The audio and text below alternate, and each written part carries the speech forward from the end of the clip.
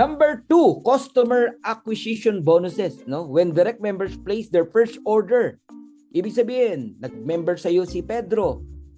Kung kailan siya o-order, yung first order niya, kahit 3 months na siya sa LiveGood, 6 months na siya sa LiveGood, basta yung first order niya, alright, 10% of that order is paid out as a customer acquisition bonus. Ganun po yun. Okay?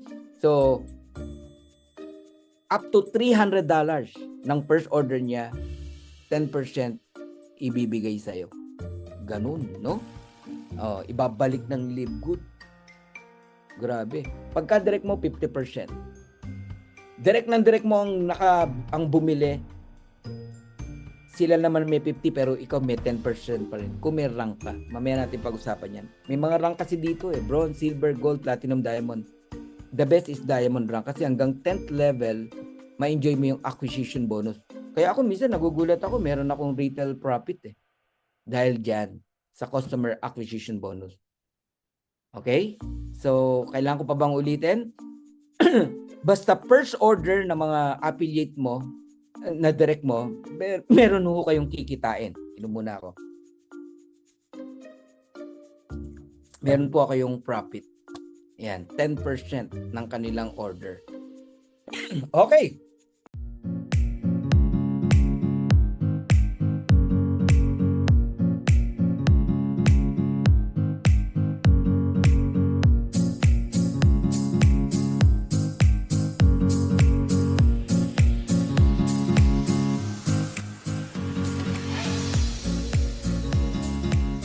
Okay, hanggang dito na lamang po.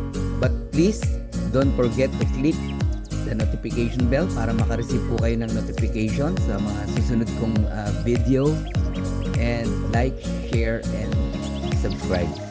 So once again, I'm Coach Vernon Santiago.